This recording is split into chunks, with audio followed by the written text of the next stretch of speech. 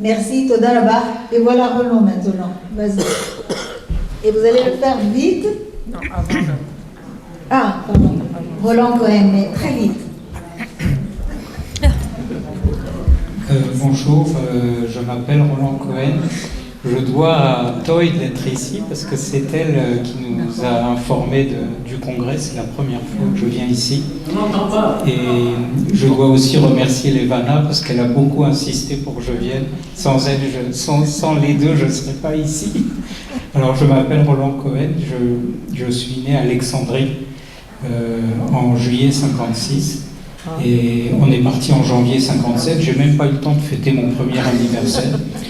Et alors mes parents, du côté de ma mère, ils étaient nés à Bagdad dans les années 1850 ou 1880.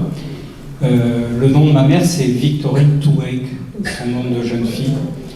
Et à l'époque, c'était pas l'Irak, c'était l'Empire ottoman. Et ma mère était d'une famille très aisée en Irak, à Bagdad. Ils menaient la grande vie et quand on était aisé, on allait au lycée français. Donc ma grand-mère parlait un français impeccable. Et ils sont venus de leur plein gré. Mon grand-père maternel est venu de son plein gré en Égypte pour faire fortune dans les années 20 parce que c'était un Eldorado. Et donc il s'est installé au Caire. Ensuite, il est retourné à Bagdad chercher une épouse. Et ils se sont mis au Caire et il a fait tout de suite une réussite considérable. Et ma mère décrivait ça comme un paradis. Elle allait au lycée français et à l'époque c'était l'ambassadeur qui venait remettre le baccalauréat aux jeunes filles. Donc Couve de Murville était venu donner le baccalauréat à ma mère. Donc ils allaient au lycée français, ils allaient à l'école américaine. Ils habitaient derrière les grands magasins Sicurel, et donc ils habitaient au Caire, et l'été ils allaient à Alexandrie. Donc moi je suis né en été, donc je suis né à Alexandrie. Et alors normalement, mon père c'était des familles d'Espagnols, mais ça remonte à beaucoup plus longtemps. C'était du temps d'Isabelle la catholique quand ils ont été renvoyés, donc ils sont allés à Malte dans un premier temps, et puis ensuite ils sont venus en Égypte. Mon père lui était d'une famille très modeste. Et il travaillait dans un garage, Chapira, ça s'appelait. Et il voyait en face les boutiques de mon grand-père, cette fille magnifique qui sortait. Donc un jour, il est allé voir mon grand-père en lui disant demander la main de sa fille. Et mon grand-père lui a dit, tu as 1 minute pour sortir, sinon je te fais bastonner. Et puis après, on a commencé à brûler le Caire, il y a eu des problèmes et tout. Donc mon grand-père a dit à ma mère, il faut que tu trouves un mari, va voir si le mécano est toujours d'accord. Et c'est comme ça qu'ils se sont mariés. Et moi je suis deuxième, et mon grand frère aîné est né au Caire, il a vécu 3-4 ans. Et dans les années où ça a commencé à se tendre, Fatma, qui travaillait chez mes parents, adorait mon frère, donc elle voulait sortir avec ce blond aux yeux verts qui était magnifique, et ma mère ne voulait pas, elle avait peur. Et donc Fatma lui avait appris à dire « tu es le fils du portier » qui s'appelait Mahmoud. Et un jour la police l'arrête et lui dit « qui est ton père ?» Il dit « Mahmoud El Ossari ». Et donc ils ont pu partir, mais après ma mère ne voulait plus qu'ils sortent. Et du jour au lendemain, on a été arrêtés. On a tout perdu, on est parti comme ça. Quelle année? C'était fin 56. Alors mes parents, je pense que mes parents maternels avaient la nationalité de l'Empire ottoman, et mon père c'était des Espagnols. Mais en Égypte, ils avaient pu acheter pour 100 piastres la nationalité égyptienne, donc ils étaient égyptiens.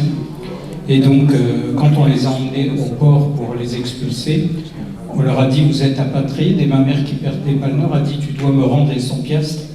Et donc le douanier lui a dit « je te mets en prison ». Donc on est sortis comme ça. La famille a été dispersée sur le globe. Les frères de mon père sont partis en Israël. Les cousins de ma mère sont partis au Brésil. Les autres sont partis en Australie. Il y en a eu en Angleterre. Et ensuite, on est arrivé en France, on était apatrides. On avait un petit papier, on n'était pas du tout clandestin, c'était marqué stateless, réfugié en provenance d'Égypte. Ce papier tient lieu de pièce d'identité. Et on a été tout de suite aidé par le Kojasor. Ma mère, qui était une sioniste dans l'âme, s'est inscrite aux femmes de la Viso. Elle était très active. Et alors, vous savez, le recul, c'est très intéressant parce que c'était un drame. Pour ma mère, c'était un drame parce qu'elle est passée d'une vie de princesse à une vie de roturière. Elle ne s'est jamais plainte. Elle disait on regarde devant, on ne regarde pas derrière. Donc c'était un drame et ça l'était pas parce qu'il fallait qu'on s'intègre à marche forcée, c'était incroyable. Elle me disait on est resté 13 ans apatride en France et puis après mon père a demandé la nationalité. Donc on n'avait pas le choix, mon frère est devenu avocat, moi j'ai fait médecin, puis après le dernier a fait ce qu'il a voulu. Mais il y avait une intégration à marche forcée, il fallait qu'on soit... Il me disait tu n'es pas français, il faut que tu sois mieux que les Français. Donc il ne fallait pas de faute d'orthographe. Si on n'était pas dans les 3 premiers, ils ne nous adressaient plus la parole pendant 10 jours. C'était étonnant. Mais elle était empreinte de la culture égyptienne. Elle ne me parlait que de Abdel Wahab, de Leila Mourad, de Kalsoum. Elle parlait arabe alors. Oui, elle parlait arabe. Il y a quelqu'un qui parlait arabe. Et elle était gourmande, elle disait fagaran. Et quand je l'amenais au restaurant, on lui sortait des petites portions, elle me disait Chemoladou. Quoi?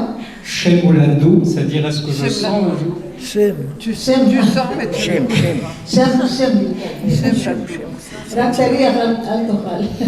Elle avait beaucoup d'humour, elle racontait les histoires de Goha. Quand je lui faisais des promesses que je היא הייתה מצריה אמיתית עמו, היא דיברה ערבית והיא עשה בדיחות בערבית והיא דיברה כל הזמן על מצרים. C'était trop long, je me rappelle plus ce que tu as dit au début. Alors, j'ai compris qu'aussi vous êtes venu d'Irak, אתם באו מעיראק למשפחה עשירה יחסית, באו בשביל להיות עוד יותר עשירים, כי מצרים הייתה אז אמריקה של המזרח התיכון, והם באמת המשיכו והצליחו, n'est-ce pas? Vous avez compris ce que j'ai dit, c'est ce que vous avez dit. והיה קשה להם מאוד, והם היו חסרי נתינות, ולבסוף, לאחר 3 שנים, ההורים שלו הצליחו לקבל את האזרחות. כמו? 13 ans? 3. 13. Après 3 ans ou 13? 13. 13? אני שמעתי שזה...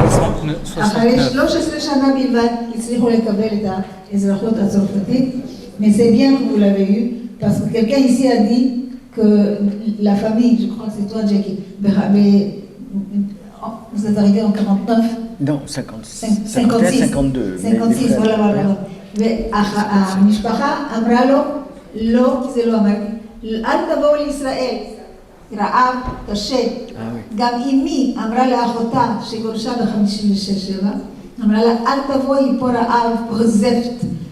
תלכי לאמריקה, לבנים שלך, וכך היה. הרבה מאוד יהודים ממצרים לא עלו ארצה בגלל שהמשפחה שלהם פה בארץ אמרה להם, אל תבואו. זה קרה לדודה שלי. היום הם מסתערים, אבל טוב שהם שם, טוב שאנחנו פה. תודה רבה, merci, Roland.